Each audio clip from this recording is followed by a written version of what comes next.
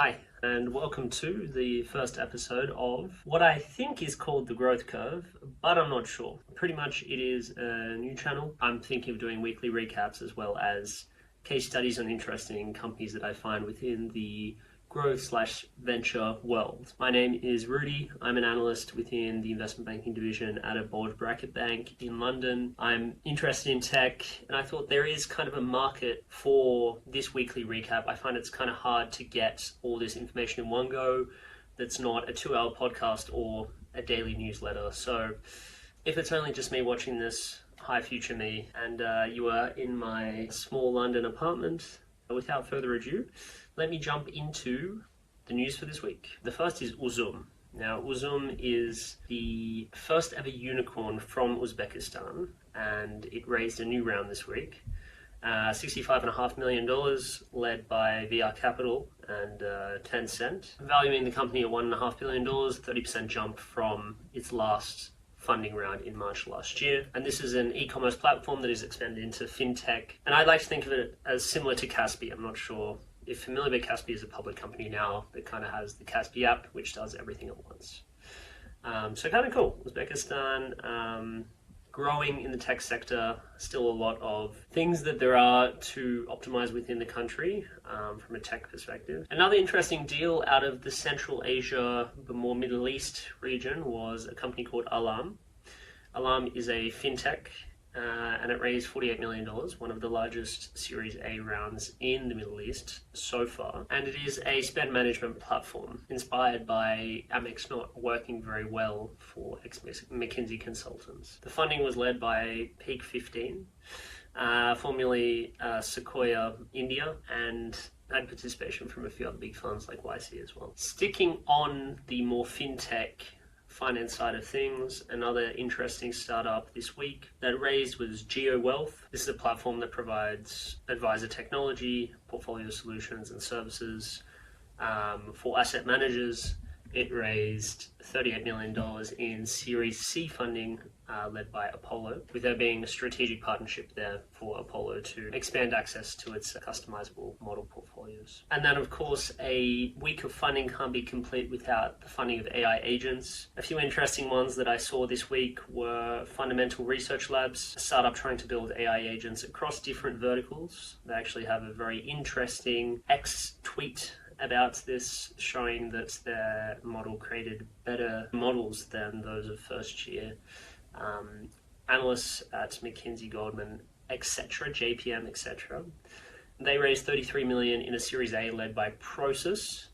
They also had participation from Stripe co-founder Patrick Collison. So over $40 million of early funding for them. It'll be interesting to see where it goes. I think that this idea of agents doing better than humans, especially in high leverage and high margin, high risk industries such as banking, consulting, where one wrong number can destroy the whole model and deal, is still going to be tough to trust that, but it's going to be interesting to see how that progresses. Another interesting AI agent, in this case an AI workflow automation platform called N8N, actually raised hundreds of millions of euros, we don't know the exact figure, for $2.3 billion pre-money.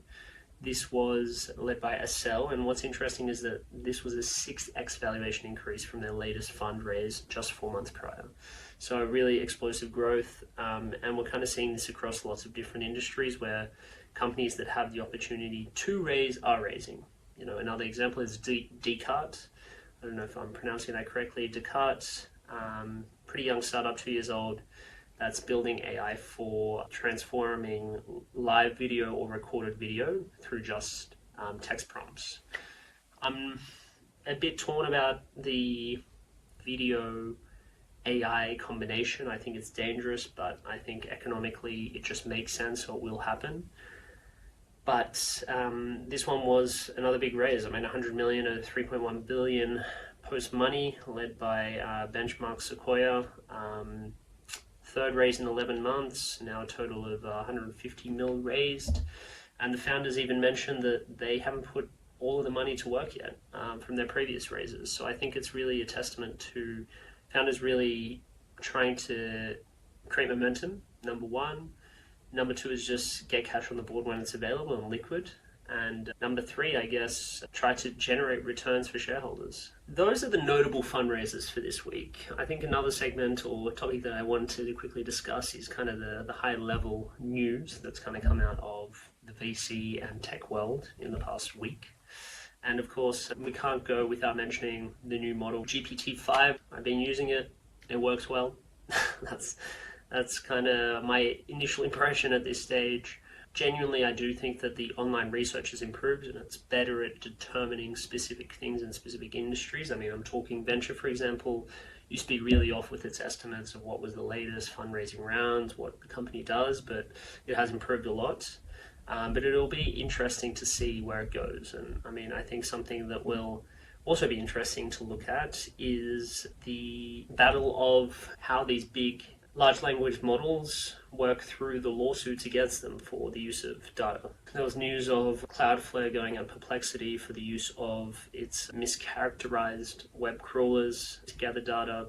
And then there is the ongoing lawsuit of the New York Times against OpenAI. Apparently, the New York Times are going through 120 million user chats to determine if information was from the New York Times. Probably it was taken, but let's see where that ends up. I think also a final bit of news that I found interesting was the decline of e-commerce aggregator stores with the closing of over 40 plus Shopify brands from OpenStore. OpenStore was actually valued as a unicorn just a few years ago and raised $15 million recently at a $50 million valuation. So a big fall from grace, and really they're looking at more focusing on a specific brand at this point. Going on to the public markets, we all know Figma has done extremely well. Looking at the charts, it's down over 40% since its jump up after pricing, but its jump wasn't sustainable, of course. But since then, we've seen some really positive and productive IPO movements from venture-backed companies. Another one going public that has gone public is Ambiq. Ambiq, I don't know if I'm pronouncing that correctly. It makes low power semiconductors for AI applications. Priced at $24 a share, is currently trading at $39 a share. So again, a really successful IPO, a great sign for things to come. And there were two other successful IPOs on the US markets. Firefly Aerospace, extremely hot sector at the moment. They make rockets, spacecraft, lunar landers. They were up 34% on their NASDAQ debut. And then Heartflow, which went public this week as well, which is a medical imaging and diagnostic software company backed by Bain Capital. They went public and were up over 50% on their IPO price on the first day of trading on the NASDAQ. So everything is kind of green. It's been going off the Figma momentum that we've seen.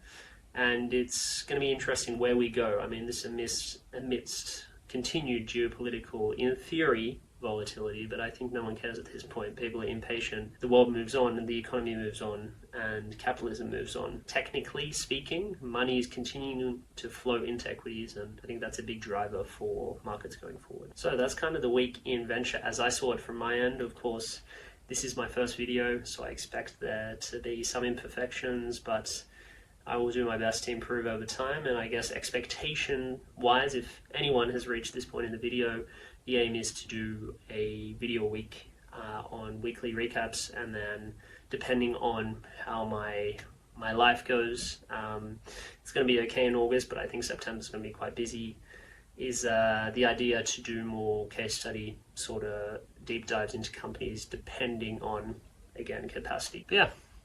Thank you again for watching. If you like this, subscribe. If you don't, leave a thumbs down and have a good rest of the week. Thanks.